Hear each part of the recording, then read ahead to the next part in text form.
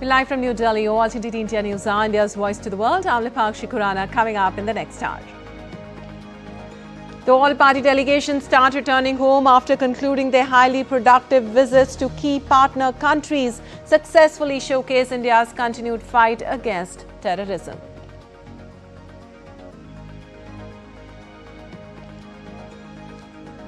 Australian Deputy Prime Minister and Minister for Defence Richard Marles to begin his India visit to underpin strategic partnership between the two nations. Opposition's Lee Jae-myung wins South Korean election after months of martial law chaos, assumes presidential office immediately.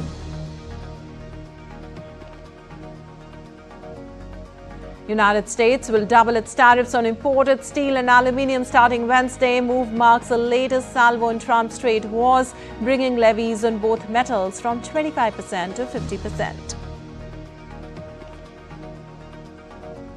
Royal challengers Bengaluru lift their maiden Indian Premier League title, beating Punjab Kings in the final by 6 runs. Fans celebrate historic maiden trophy triumph.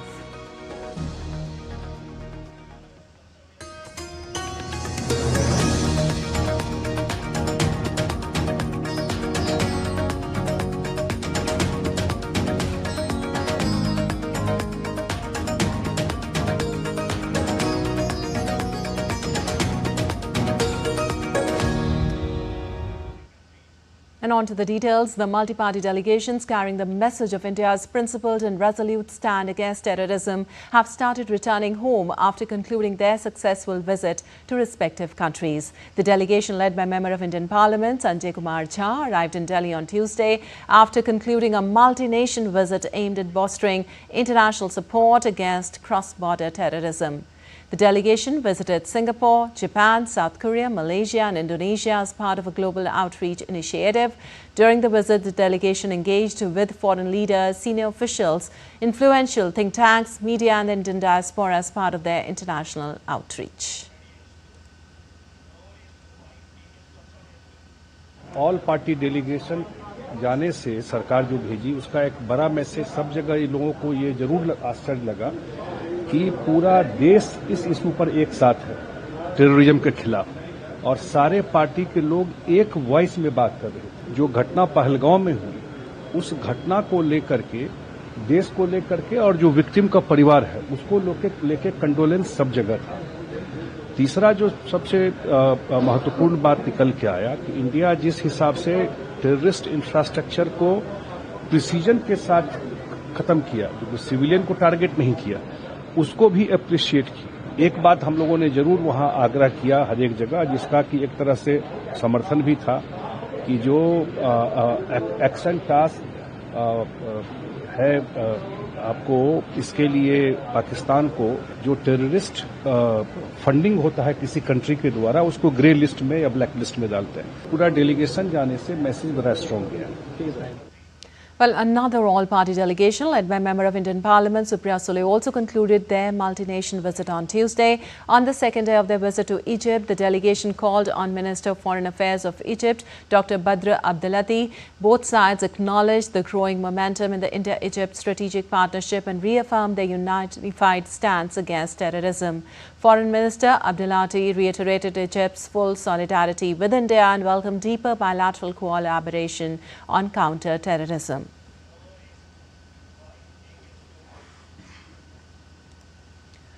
The delegation later paid solemn tribute at the Heliopolis War Memorial in Cairo to the numerous Indian soldiers who laid down their lives during World Wars I and II, underscoring the enduring historical bonds and shared sacrifices between India and Egypt. The delegation also engaged with the leaders, intellectuals and opinion makers in Egypt in an interactive session chaired by former Foreign Minister of Egypt, Nabil Fahmy. The delegation clearly articulated India's strong resolve to combat terrorism and welcomed Egypt's condemnation of terrorism in strongest terms. Also, multi-party delegation led by Member of Indian Parliament Dr. Shashi Tharoor arrived in Washington, D.C. India's all-party delegation's visit to the U.S. as part of India's larger global outreach following the Pahalgam terror attack aimed at conveying India's zero-tolerance policy on terrorism. Over the next 2 days, the delegation will be meeting members of the U.S. Congress and administration, think tanks, media and policymakers to brief them on Operation Sindoor and India's strong stand against terrorism. The delegation had earlier visited Brazil, Panama, Guyana and Colombia and will now travel to the United States to continue their diplomatic outreach.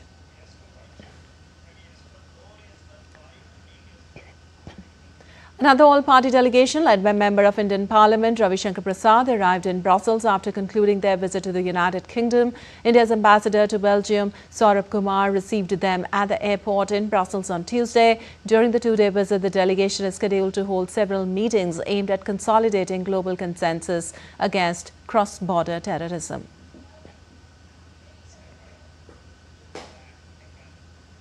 Well, Australian Deputy Prime Minister and Minister for Defence Richard Marles to begin his India visit from today to meet the country's leadership to discuss the issues of mutual interest and those of international importance with special focus on Indo-Pacific region.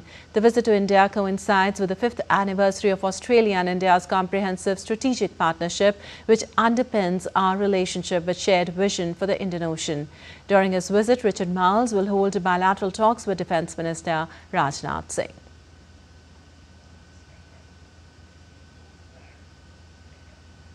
And Union Commerce and Industry Minister Piyush Goyal has suggested setting up working groups between businesses of India and France that could enable focused attention on emerging sectors and those with high potential to deepen engagement between the two sides.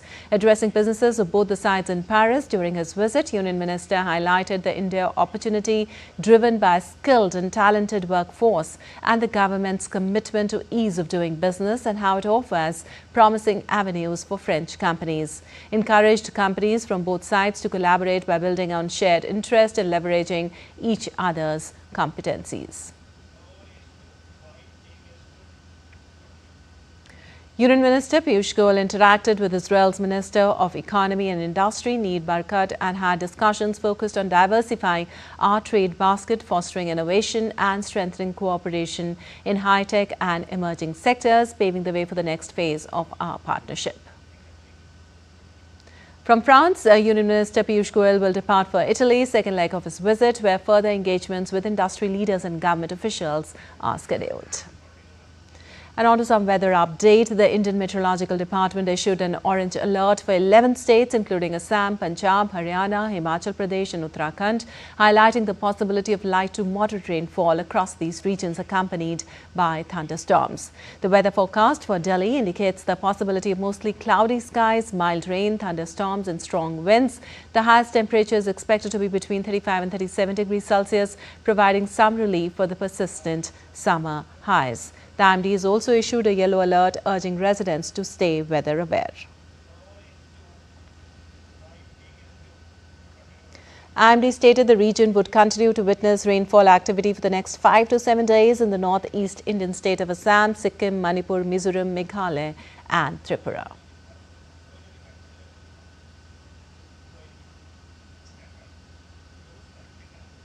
Well, the Assam flood situation worsened with over 6.3 lakh people affected in 21 districts. The death toll rises to 12. Sribhumi remains the worst hit district for the second consecutive day with 2.3 lakh people affected.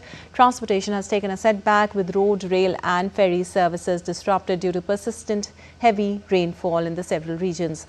As per the latest report, the Katakal River is flowing above its highest flood level. Overall, 8 rivers are flowing above danger level. A total number of 511 relief camps or centers were set up. The SDRF, DDRF, Inland and Water Transport, Fire and Emergency Services, local administration officers are on carrying out rescue operations relentlessly.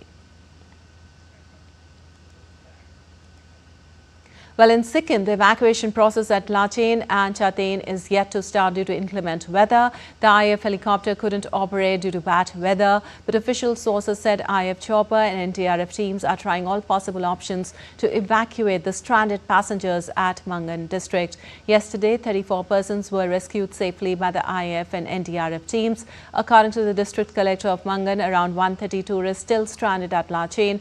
All the stranded tourists are safe and staying in their hotels. However, mobile communication has been disrupted at Lachen, but communication is on through NDRF's satellite phones.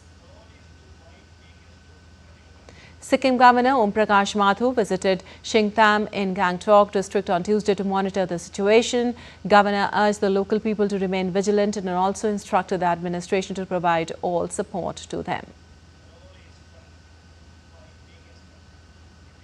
Meanwhile, the Tourism Department has issued advisory for tourists that roads lead to Lachen and Lachang are temporarily closed due to landslides, but there is no problem in visiting other places in Sikkim. And India's Manas joins us from Gangtok, Sikkim. Well, Manas, with 130 tourists still stranded in Lachen and weather hampering the air rescue efforts, what contingency plans are being considered to ensure their safe evacuation if the situation worsens? Yeah, good morning.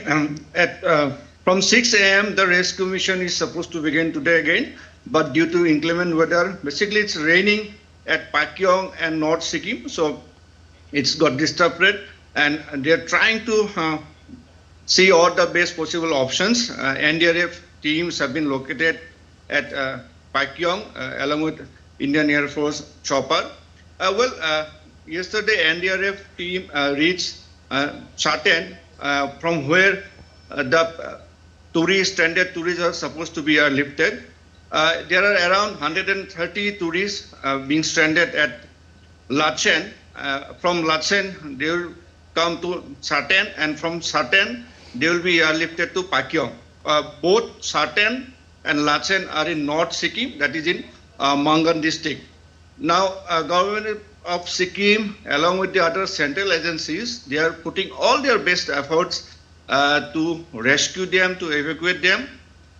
There is a network connectivity issue at Lachen, so NDRF teams, they have well equipped with satellite phones. Through satellite phones, the district administration and other people are connected to those people. They all are safe and they are at their respective hotels at Lachen. Back to you. All right, Manas, given the communication blackout in Lachen, as you mentioned, till when can people expect that the mobile services will be restored? Oh, right now it's very difficult to, to give an exact deadline, but all the state machineries and central machineries are putting all out efforts to restore the communication. There are 8 to 9 places at Lachen where landslides have been reported, and as of now, they are putting all efforts to restore communication to the satellite phones. BSNL and other agencies are working. But the first priority is to rescue those people. As I said, there are around 130 people. Today, but all depend upon the weather condition. If weather is favorable, chopper can fly to Chatain. They will be rescued, evacuated today itself, or we have to see what the weather says. But yes, the first priority for the district administration and all agencies is to evacuate all of the stranded. All right, Manas, thank you. Yeah. All right, Manas, thank you so much for all that update from there.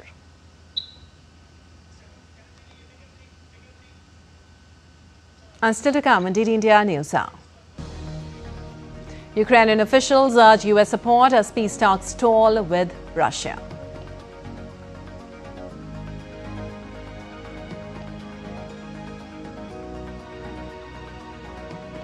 Gaza aid centers to close temporarily amid chaos for update, organization and efficiency improvement work.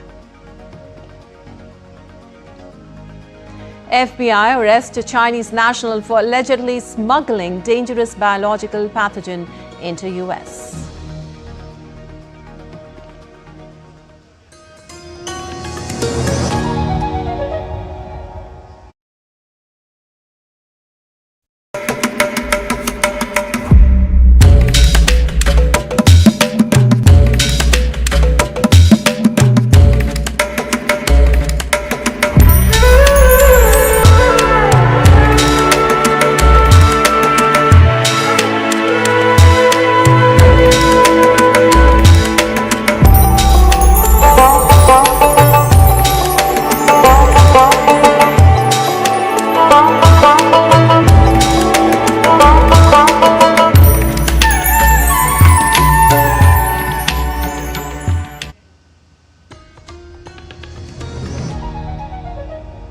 Welcome back. You're watching the Indian News. I'm Lipakshi Khurana. And moving on, South Korea's new president, Lee Jae-myung, began his term on Wednesday, vowing to raise the country from the turmoil of a martial law crisis and revive the economy.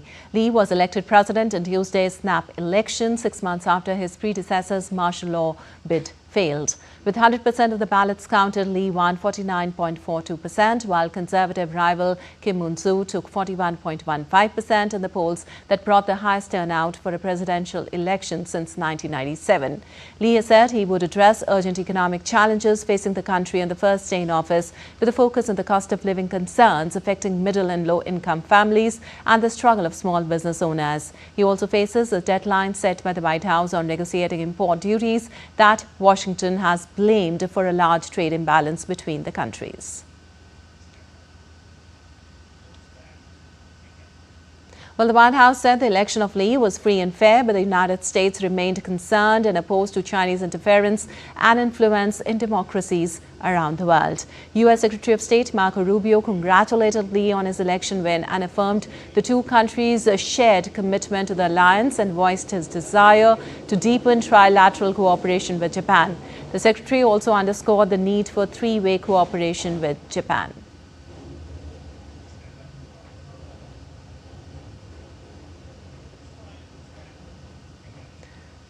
Well, Lee has expressed more conciliatory plans for ties with China and North Korea, in particular, singling out the importance of China as a major trading partner while indicating reluctance to take a firm stance on security tensions in the Taiwan Strait. Still, Lee has pledged to continue Yoon's engagement with Japan and said the alliance with the United States is the backbone of South Korea's global diplomacy.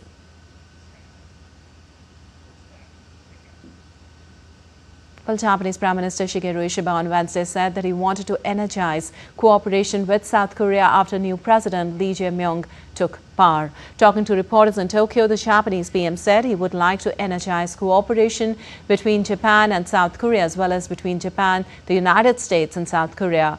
Ishiba expressed hope of holding Japan-South Korea summit in the near future. Ishiba said Japan will strengthen ties with South Korea by engaging in active exchanges with the East Asian country. Well, the United States will double its tariffs on imported steel and aluminium starting on Wednesday, as the White House published an order signed by President Donald Trump. The move marks the latest salvo in Trump's trade wars, bringing levies on both metals from 25% to 50%, but tariffs on metal imports from the UK will remain at the 25% rate, while both sides work out duties and quotas in line with the terms of their earlier trade pact. Trump announced his decision to hike tariffs on steel and aluminium when he addressed workers at a U.S. steel plant in Pennsylvania last week. Since returning to the presidency in January, Trump has imposed sweeping tariffs on allies and adversaries. He's also imposed tariffs on sector-specific imports like autos, apart from targeting steel and aluminium.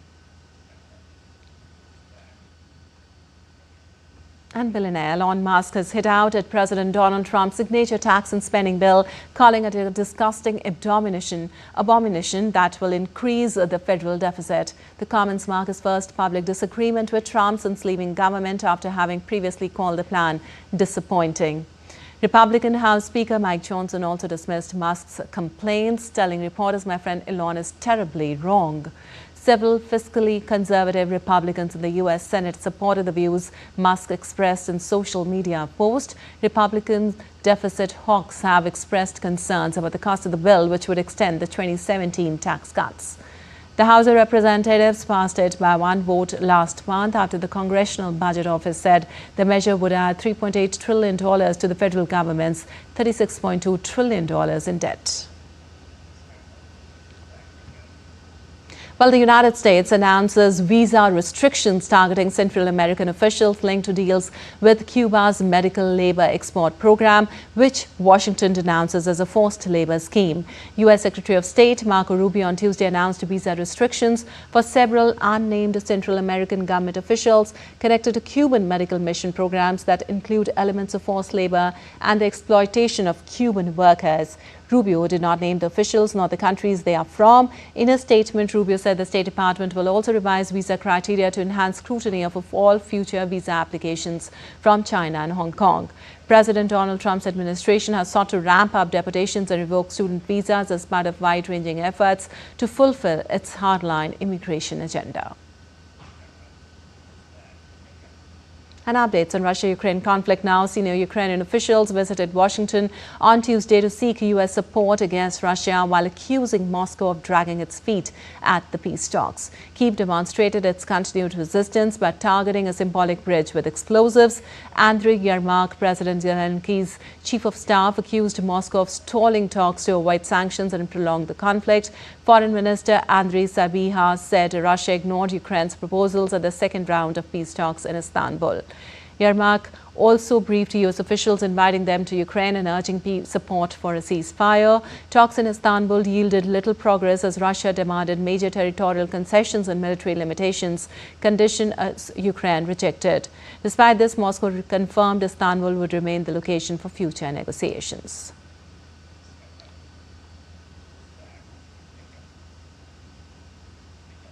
While U.S. President Donald Trump was not informed in advance of Ukraine's drone attacks on Russia, White House spokeswoman Karoline Leavitt said on Tuesday. Ukraine announced on Sunday that it had launched 117 drones as part of a mission named as Spider Web, targeting Russian air bases in Siberia and the far north, specifically aimed at nuclear-capable long-range bombers.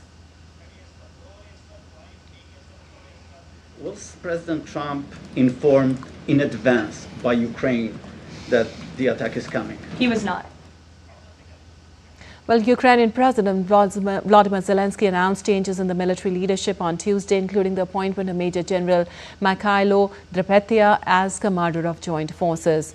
Drapetya had previously offered to resign following a Russian strike on a training area. Zelensky noted that a new commander would now lead Ukraine's land forces. Zelensky, speaking in his nightly video address, said the appointment had also been approved of Oleg Apostol as commander of para troops and Robert Brovdi as commander of unmanned systems.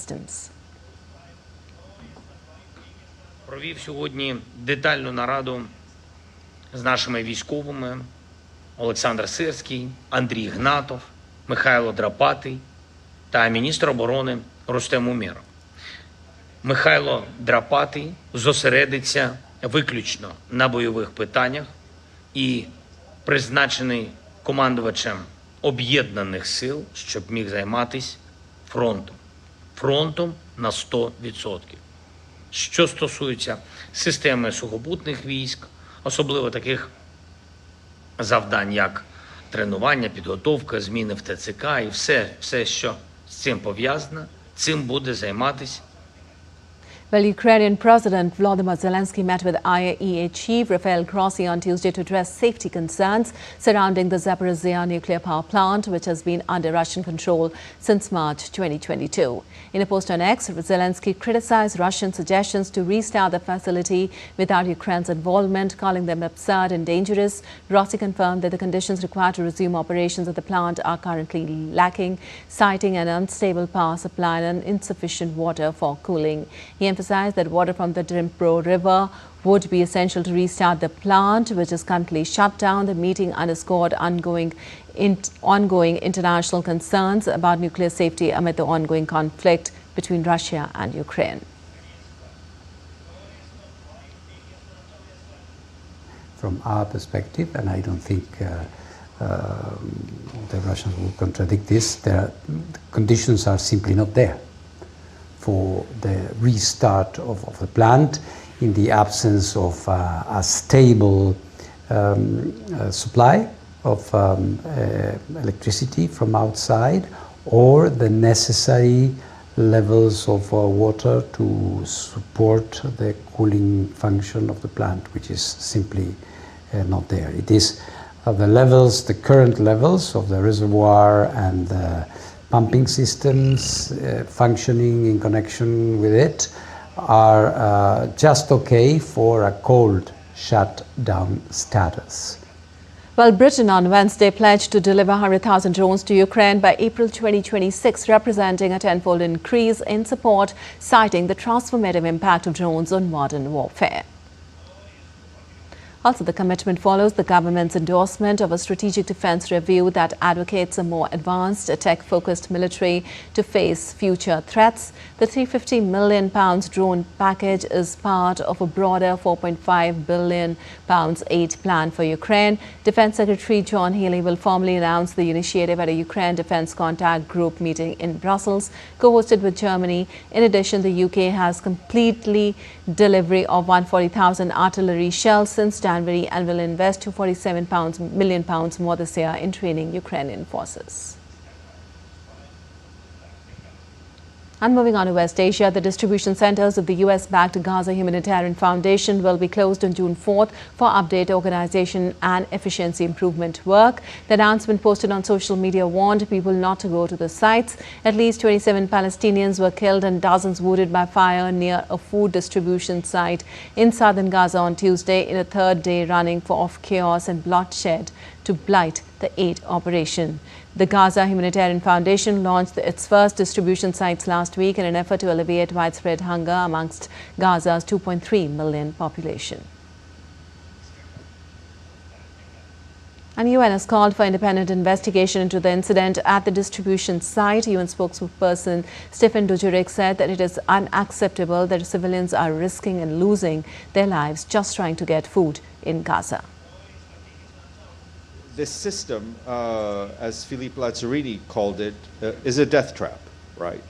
This system of funneling people between barbed wires, forcing them to walk to get the food, with armed contractors who come from who knows where, with what kind of accountability, right? They're not accountable to national authorities. It is all a recipe for disaster, which is exactly what is going on.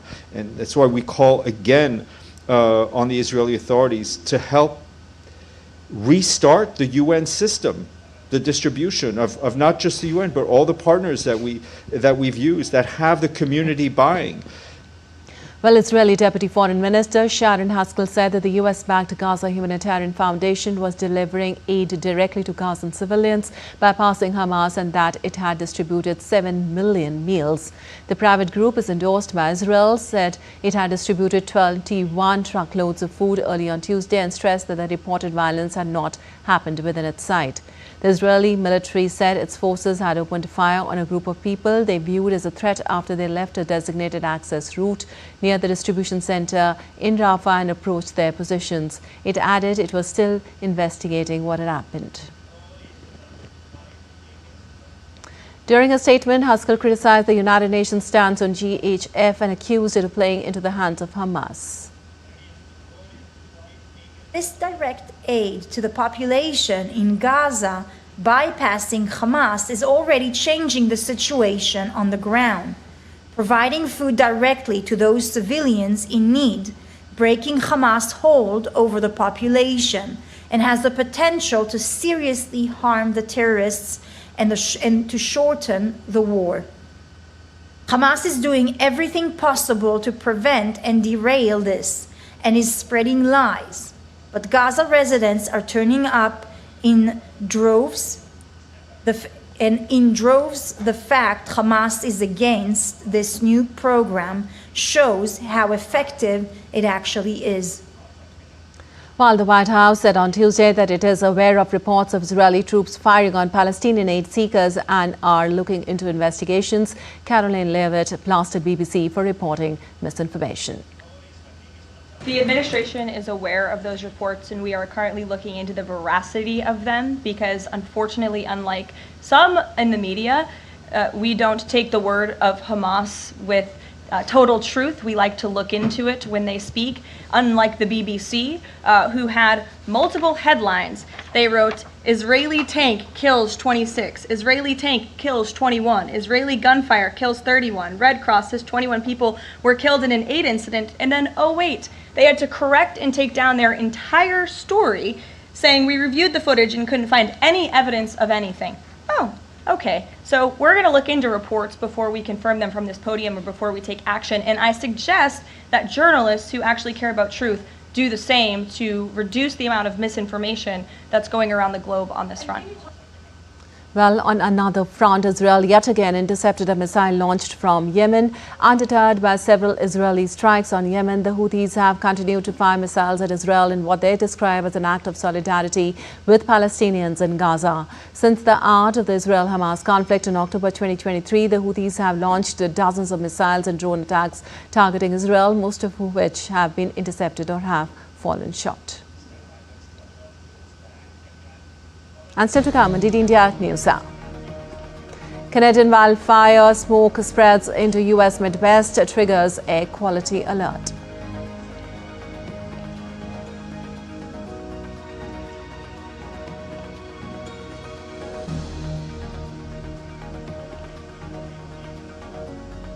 Indian pilot set for historic space journey on Axiom 4.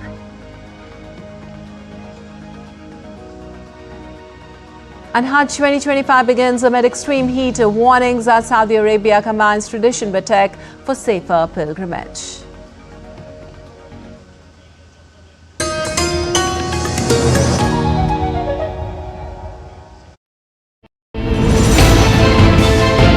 Geopolitics and trade deals. Economic challenges amid development. Hard work and the path to prosperity. It's the economy, always. Between walkers, money is what money does and says. Supply creates its own demand. Between the bulls pulls and bears tears. When supply chains globalization and India rises to the podium. We'll get you centered with the economic brief at 8 p.m. every Thursday on DD India.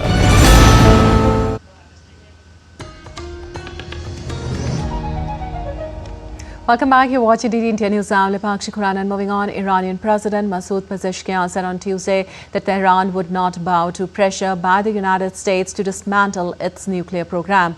The U.S. support for a new nuclear deal was presented to Iran on Saturday by Omani Foreign Minister Syed Badr Abdul Saidi, who was on a short visit to Tehran and has been mediating talks between Tehran and Washington. After 5 rounds of discussions between Iranian Foreign Minister Abbas Araghchi and President Donald Trump's Middle East envoy Steve Witkoff, several obstacles remain.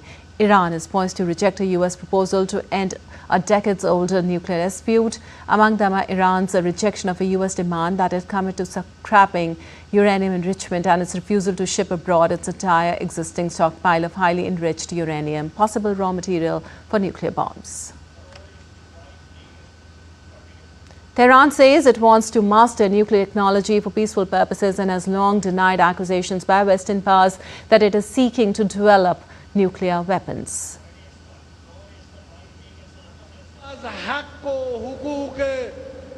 علمی و کارشناسی و هسته خودمون به هیچ وجه کوتاه نخواهیم آمد. خواب یه چنین چیزی رو ببینن که اینا تصور کنن با تهدید و یا با تطمیع خواهند توانست مسلمان‌ها رو و کشورهای اسلامی رو از حقوق مسلمی که آگاهی علم خلاقیت بگن شما نمیتونید در این منطقه علمی بیایید وارد بشید.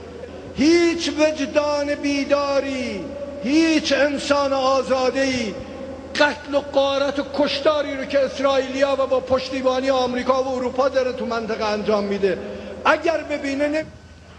Well, the FBI has arrested Yung Queng Jian, a Chinese national and University of Michigan researcher, for allegedly smuggling a dangerous biological pathogen into the U.S. This fungus causes head blight, a disease affecting wheat, barley, maize and rice, leading to significant economic losses and health issues in humans and livestock. Evidence also indicates Jian had expressed loyalty to the Chinese Communist Party and had received funding from the Chinese government for similar work in this pathogen in China. Jian's boyfriend, Xiongxiong Li, who works at a Chinese university reaching the same pathogen, has also been charged with smuggling the fungus into the U.S. through Detroit Metropolitan Airport, but individuals face charges of conspiracy, smuggling, false statement and visa fraud. And U.S. President Donald Trump's administration rescinded guidance issued during his Democratic predecessor Joe Biden's tenure, requiring hospitals to provide abortions to women in medical emergencies regardless of various state bans on the procedure. The U.S. Centers for Medicare and Medicaid Services said the 2022 guidance, which interpreted a federal law that ensures patients can receive emergency stabilizing carrier or preempting state abortion bans, did not reflect the policy of the Trump administration. A federal judge at the Justice Department blocked the Idaho from enforcing the ban during medical emergencies, but the Trump administration in March dropped that lawsuit, resulting in that injunction being lifted. The ban still remains blocked in emergencies due to a similar lawsuit brought by a hospital system. And Vietnam has abolished its decades-old two-child policy, allowing couples to decide the number of children they want and the spacing between births. This move aims to address the country's plummeting birth rate, which dropped to 1.91 children per woman last year, below the replacement level. The birth rate has been declining over the past 3 years, from 2.11 children per woman in 2021 to 2.01 in 2022 and 1.96 in 2023. With Vietnam's population aging rapidly, the government hopes this new policy will help mitigate the demographic crunch and support future economic growth. And Ecuador's Congress on Tuesday approved a constitutional reform to allow the establishment of foreign military bases in the country. The proposal was supported by 82 lawmakers, while 60 voted against and 6 abstained. It must now be put to voters in a referendum on a date set by the electoral authorities. The measure is a campaign promise of President Daniel Noboa as he seeks U.S. military backing in his fight against violent drugs gangs. Noboa, who began a full term in late May, has said international cooperation is required to combat drug trafficking groups operating across jurisdictions. The United States had a military base in the South American country at the fishing port of Manta until 2009, when a constitutional prohibition entered into effect that Noboa wants overturned. And in Bolivia, at least 10 police officers were injured in clashes with supporters of former leader Evo Morales, who are demanding he be allowed run for a 4th time as the president. The clashes took place in central Bolivia, where Morales supporters began blocking roads on Monday to protest his disqualification from August's election. The demonstrators are demanding the resignation of current President Luis Arce, whom they blame for a severe economic crisis, and for the refusal of electoral authorities to allow Morales to contest the August 17th vote.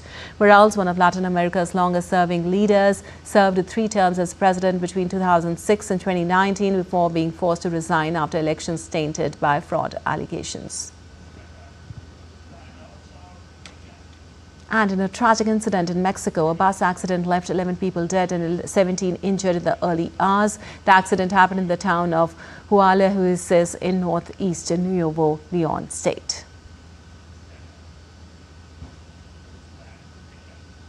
Well, the highly anticipated launch of Indian astronaut group captain Shubhanshu Shukla to the International Space Station has been postponed again as the crew continues their mandatory pre-flight quarantine.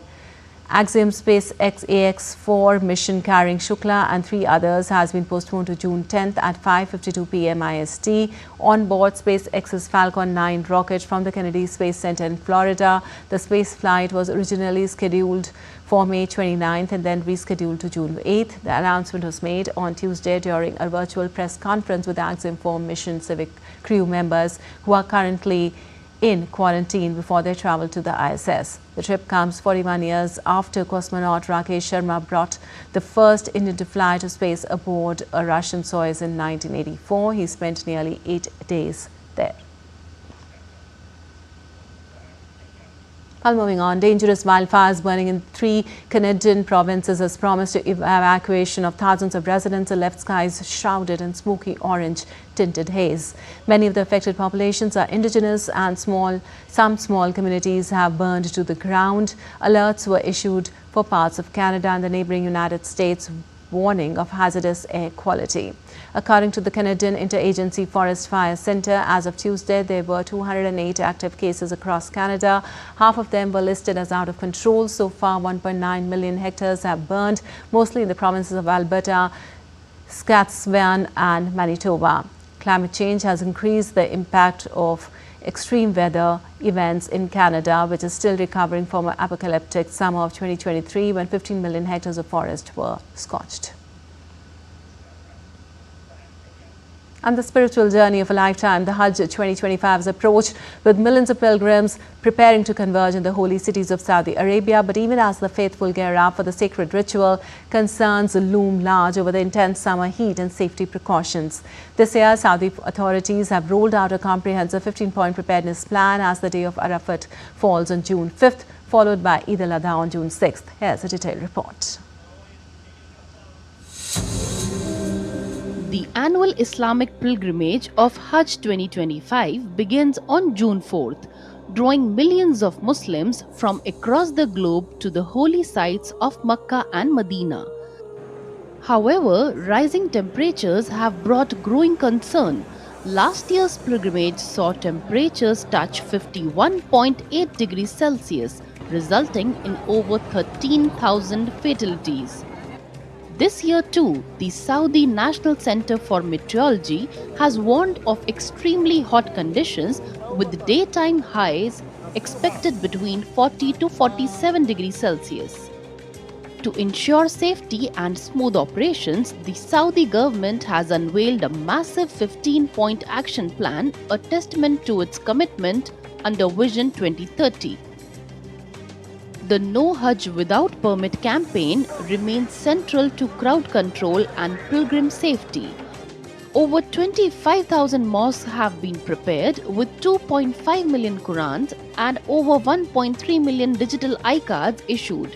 In a show-off community effort, more than 25,000 volunteers will serve during Hajj 2025. Water infrastructure has been scaled up.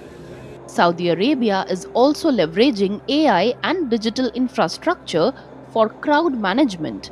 Over 5,000 towers, 9,000 plus 5G and 4G stations, and 10,000 plus Wi-Fi hotspots are operational across the region. The Hajj Media Forum has returned to its second edition, hosting over 5,000 media professionals across 6,000 square meters, providing real-time updates and international coverage. More than 1.4 million Nusuk cards, integrated pilgrim passes, have been issued, with over 100 services now available via the app. Saudi Arabia has also prioritized emergency infrastructure, a new hospital in Mina, along with 3 field hospitals, 900 ambulances, 71 emergency points, and 11 medical aircrafts are ready for deployment. Saudi authorities are urging pilgrims to stay hydrated, avoid prolonged sun exposure, and immediately seek medical help if needed. As faith and fervor take center stage in the world's largest annual religious gathering, Hajj 2025 also showcases how tradition is meeting technology, with meticulous planning, digital integration, and humanitarian foresight, all aimed at ensuring a safer, smoother pilgrimage. Kriti Vadhera's report for DD India. And now let's take a look at other stories making news across the globe. A Dior exhibit in NYC, curated by Karine Royfield and with concept and photographed by Brigitte Naidamar, showcases Dior's craftsmanship and the work of all 7 of its creative directors, including Christian Dior, US Saint Laurent, Marc Bohan, Gianfranco Ferré, John Galliano, Raf Simons and Maria Grazia Chiuri. The exhibition will be open to the public from June 6 to June 8 in New York City. Mexican federal authorities arrested 3 alleged members of the criminal group connected to the kidnapping and murder of 5 musicians from Grupo Fugitivo in Tamaulipas. Officials announced 9 suspects were arrested last week, all of whom were believed to be part of a faction called the Gulf Cartel. The 5 individuals killed were members from the Mexican music group Grupo Fugitivo. The museum's newest hidden planetarium space show, Encounters in the Milky Way, brings audiences on a time-traveling journey to witness some of the chance encounters that have shaped the destiny of the cosmos. The American Museum of Natural History will debut Encounters in the Milky Way on June 9th. As a part of the U.S. military's ongoing efforts under Defense Secretary Pete Hegseth to eliminate diversity, equity and inclusion initiatives, the Navy plans to rename an oil tanker previously named after slain gay rights activist Harvey Milk. A defense official also confirmed to the outlet that Hegseth had ordered Navy Secretary John Phelan to undertake the renaming, with the announcement intentionally set to occur on June 13 during Pride. And still to come on DD India News Now. The southern Indian city of Bengaluru erupts in celebrations as their home team, Royal Challengers Bengaluru, lifts IPL trophy for the first time.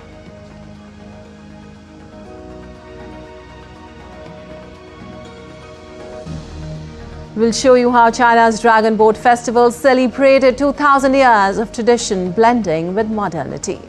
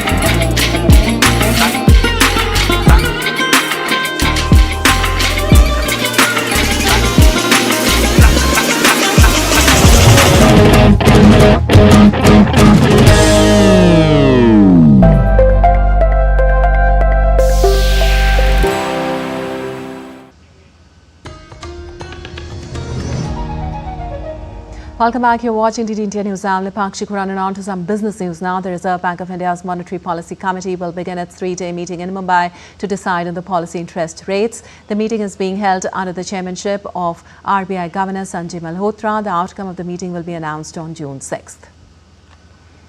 With two consecutive rate cuts already in place and inflation easing further, market and economists are closely watching whether the central bank will take a more aggressive step this time.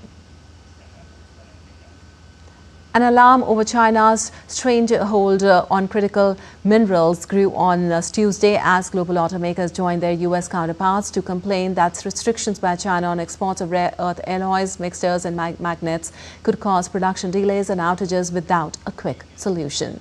German automakers became the latest to warn that China's export restrictions threaten to shut down production and rattle their local economies, following a similar complaint from an Indian EV maker last week. Well, China's decision in April to suspend exports of a wide range of critical minerals and magnets has upended the supply chain central to automakers, aerospace manufacturers, semiconductor companies and military contractors around the world. The move underscores China's dominance of the critical mineral industry and is seen as a leverage by China in its ongoing trade war with U.S. President Donald Trump. Trump has sought to redefine the trading relationship with the U.S. top economic rival China by imposing steep tariffs on billions of dollars of imported goods in hopes of narrowing a wide trade deficit and bringing back lost manufacturing. And Beta Technologies became the first U.S. company to land an all-electric aircraft carrying passengers at New York's busy John F. Kennedy Airport. The flight of Alia to New York's John F. Kennedy International Airport flew 45 minutes with a pilot and 4 people. Transportation companies, including airlines, are looking to develop services using electric battery-powered aircraft that can take off and land vertically to ferry travelers for short city trips, allowing them to beat traffic. Beta says its Alia can travel 250 nautical miles or 463 kilometers on a charge. In October, the Federal Aviation Administration finalized comprehensive training and pilot certification rules for flying air taxis, calling it the final place in the puzzle for safety for introducing these aircraft in the near term.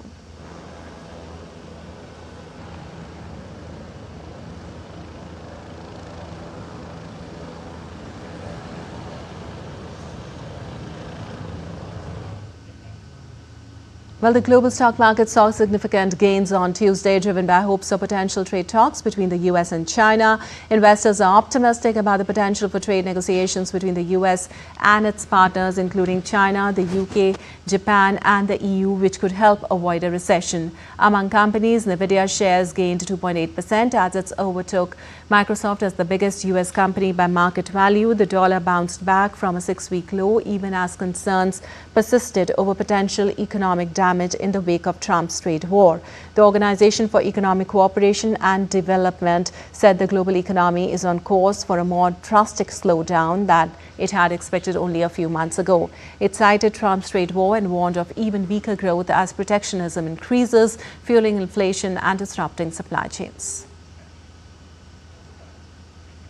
And most Asian stocks rose on Wednesday amid growing hopes of Trump-Xi talk expected to be held later this week. China's Shanghai Shenzhen CSI 300 and Shanghai Composite Indexes rose 0.5% and 0.3% respectively, while Hong Kong's Hang Seng Index added 0.6%. Markets hoped that a dialogue between Trump and Xi will help restart China-US trade talks. South Korean shares were by far the best performers for the day, rallying over 2% after Liberal Party candidate Lee Jae-myung was elected president in Tuesday's snap election, potentially ending months of political upheaval in the country. Well, you're watching TT India News. Our time now for some sports news.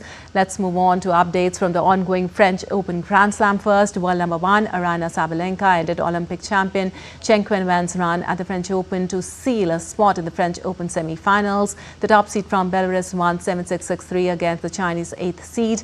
Triple defending champion Iga Swiatek marched into the last 4 at Roland Garros with a straight sets victory over Elina Svitolina. Swiatek continues a bid to equal a 102-year record by winning 4 successive French Open titles. The Polish will face Sabalenka in the semi-finals. In men's single, defending champion Carlos Alcaraz steamrolled past American 12-seed Tommy Paul 6-0, 6-1, 6-4 in one of the most one-sided men's quarterfinals in Paris in recent memory. Meanwhile, Italian Lorenzo Musetti battered past American Francis Tiafoe in 4 sets after surviving a second set wobble to reach the French Open semi-finals for the first time. He will next take on Alcaraz in the semi-final. And in IPL, Royal Challengers Bengaluru secured the maiden Indian Premier League title on Tuesday night, beating Punjab Kings by 6 runs in the final in Ahmedabad. From being a 3-time runner-up to claiming the IPL trophy, RCB has finally scaled the peak. Bengaluru seemed to have dropped the ball by making 190 for 9, but more than made up for it with an excellent bowling performance as they defended 189 runs. Shepherd may have picked up the big wicket of Shreyas, but it was Krunal Pandya who set it up. Coming into the attack in the 7th over, the left-arm spinner tied the batters in knots by keeping an exceptional length. The 34-year-old dismissed Josh Inglis and Prabsimran Singh. Punjab Kings would have felt it did well to restrict Bengaluru to below 200, but there was no stopping for RCB from making history. And the owner of a dazzling array of titles and milestones, Virat Kohli, has added the one highlight missing in the list. Well, Virat Kohli and ABdeVilliers shared an emotional hug after the win in Ahmedabad. The two were RCB's mainstay for 11 years before ABdeVilliers announced his retirement in 2021. Their reunion before and after the big game left many fans emotional. De Villiers played for RCB from 2011 to 2021. De Villiers and Kohli formed the IPL's most prolific duo, posting 500-plus partnerships and 200-plus partnerships, including a record 229-run stand for the second wicket against Gujarat Lions in 2016. And an emotional Virat Kohli turned the spotlight on wife Anushka Sharma, thanking her for the quiet strength and sacrifices that helped him stay focused through the highs and lows.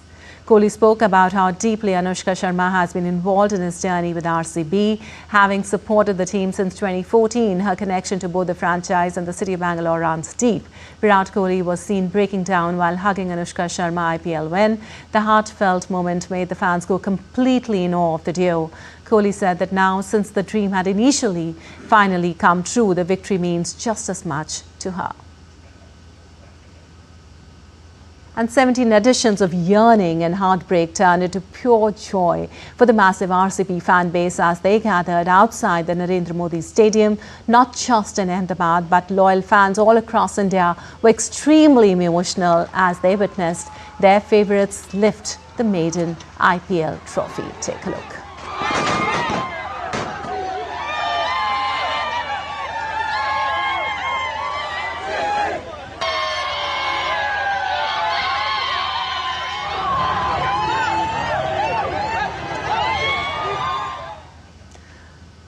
Well, China's Dragon Boat Festival celebrations have successfully blended tradition with modernity, boosting local economies and consumer activity. The three-day holiday featured dragon boat races, cultural events and themed products, attracting large crowds and increasing sales. With over 2,000 years of history, the Dragon Boat Festival is celebrated annually on the 5th day of the 5th lunar month. Intangible cultural heritage activities and performances were held in shopping districts, attracting large crowds and showcasing traditional crafts.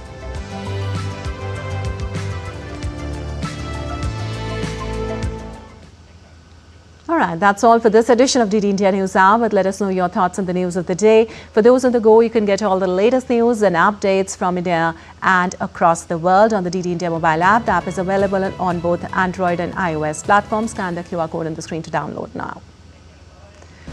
Well, we'll be back with more news as it breaks here on DD India. I'm Lipakshi Khurana from all of us here in Delhi. Thanks for watching DD India News Hour.